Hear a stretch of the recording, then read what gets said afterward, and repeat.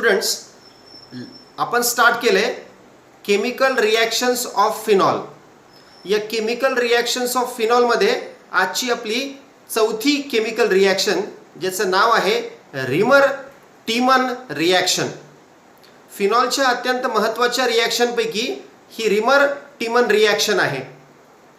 या रिॲक्शनची स्पेशलिटी आहे की सगळ्यात महत्त्वाचं ही रिॲक्शन सुद्धा इलेक्ट्रोफिलिक सबस्टिट्यूशन ऑफ फिनॉल दाखवतं. Means reamer teamer reaction also show electrophilic substitution reaction of phenol.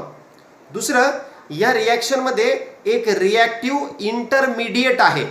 म्हणजे ड्युरिंग द केमिकल रिॲक्शन एक स्पेसिफिक इंटरमिडिएट तयार होतं ज्याचं नाव आहे डायक्लोरोकार्बिन. लक्षात ठेवा, किंवा नुसतं कार्बिन म्हटलं तरी चालेल. कार्बिन किंवा डायक्लोरोकार्बिन, ज्याचा फॉर्म्युला आहे CCl2. कार्बन Cl2 2 क्लोरीन आणि एक लोन पेअर. बट हा लोन पेअर तसा लोन पेअर नाही. ॲक्च्युली हा जो CCl2 आहे कार्बिन आहे, जो इंटरमिडिएट आहे, तो इलेक्ट्रॉन डेफिशियंट आहे आणि त्यामुळे इलेक्ट्रोफाईल म्हणून याचं काम होतं. आणि हा इलेक्ट्रोफाईल जो आहे तो फिनॉलच्या बेन्झिन न्यूक्लियसवर ऑर्थो पोझिशनला बॉन्ड फॉर्म करतो. महत्त्वाची reaction electrophilic substitution reaction. Reactive intermediate जे आहे ते आहे कार्बिन. आता हे जे रिमर टीमन रिॲक्शन आहे हे आपण कशासाठी वापरायचं, ह्याच्यापासून प्रोडक्ट काय तयार होणार, तर अत्यंत महत्त्वाचं आहे. यापासून आपण याच पद्धतीने या रिॲक्शनचा यूज करून 2 प्रोडक्ट तयार करू शकतो.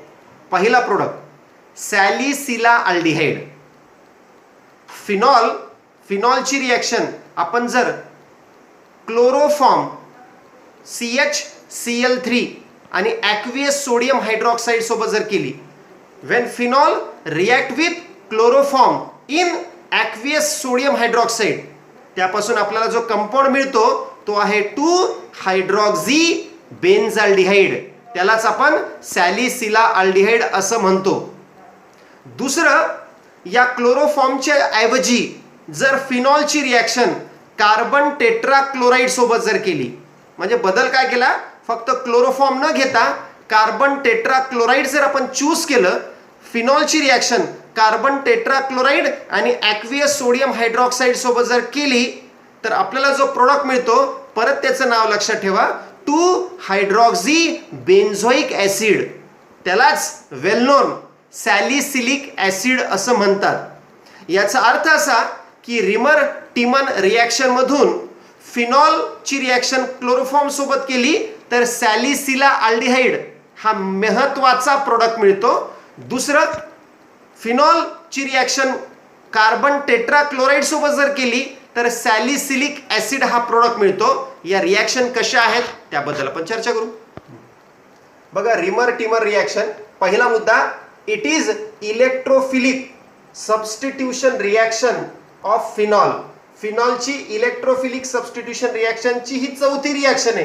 पहिली बघितली आपण हॅलोजनेशन, दुसरी बघितली नायट्रेशन, तिसरी सल्फोनेशन, ही चौथी रिॲक्शन म्हणजे इलेक्ट्रोफिलिक सबस्टिट्यूशनच रिॲक्शन आहे.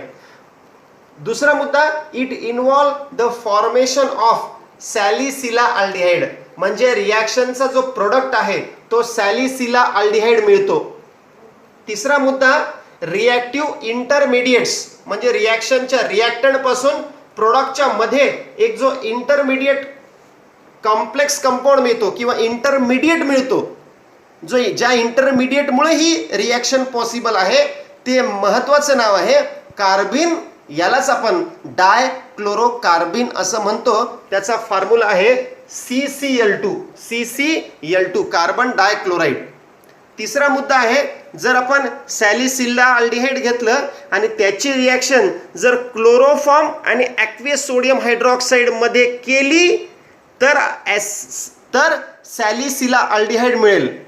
आणि दुसरं, सॅलिसिलिक ॲसिड कधी मिळतं, बघ, हे पहिले सॅलिसिलाअल्डिहाइड कधी मिळालं, जेव्हा क्लोरोफॉर्म सोबत त्याची रिॲक्शन केली. सॅलिसिलिक अल्डिहाइड कधी मिळेल, जेव्हा फिनॉलची रिॲक्शन कार्बन टेट्राक्लोराईड आणि ॲक्वियस सोडियम हायड्रॉक्साईड सोबत जर केली तर सॅलिसिलिक ॲसिड मिळतं, म्हणजे दोन्ही प्रोडक्ट मिळतात.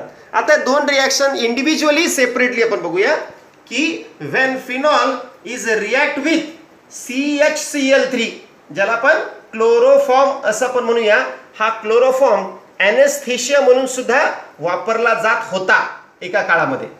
In aqueous NaOH follow by acid hydrolysis. म्हणजे काय होतं, फिनॉलची रिॲक्शन क्लोरोफॉर्म आणि ॲक्वियस सोडियम हायड्रॉक्साईड सोबत केली की एक इंटरमिडिएट कंपाऊंड मिळतो. त्याचं परत ॲक्वियस सोडियम हायड्रॉक्साईड सोबत रिॲक्शन केल्यानंतर परत अजून एक इंटरमिडिएट कंपाऊंड मिळतो आणि फायनली ॲसिड हायड्रोलिसिस केलं, मग शेवटी आपल्याला सॅलिसिला अल्डिहाइड मिळतं. हे सगळे स्टेप जे आहेत ते रिॲक्शन मेकॅनिझमचे आहेत.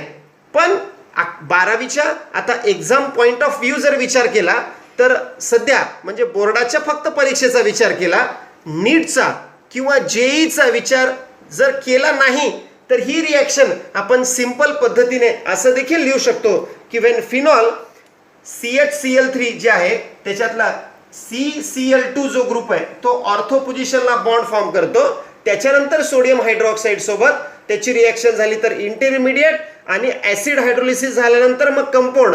तर आता तुम्ही फक्त एवढं लक्षात ठेवा की CHCl3 जे आहे त्याच्यातला CHO या सगळ्या दोन्ही ग्रुपमधला फक्त CHO ग्रुप इथे लागणार. म्हणजे फिनॉलला फिनॉलच राहणार, फक्त इथे CHO ग्रुप. म्हणजे मी असं लिहिलं समजा CHO हा ग्रुप जर इथे ऑर्थो पोझिशनला लागला तर हा अल्डिहाइड आहे, त्यामुळे याचं नाव येईल बघा. हा आता याची प्रायोरिटी जास्त, याची प्रायोरिटी कमी. हा CHO अल्डिहाइड आहे फंक्शनल ग्रुप, त्यामुळे याच्या हिशोबाने हा सेकंडवर गेला. 2 हायड्रॉक्झी आणि मुळात जो कंपाऊंड आहे तो आता आपण जर हायड्रॉक्झी ग्रुपला सेकंड प्राधान्य दिलं तर बेन्झाल्डिहाइड आहे, त्यामुळे याचं IUPAC नेम 2 हायड्रॉक्सी बेन्झाल्डिहाइड आहे.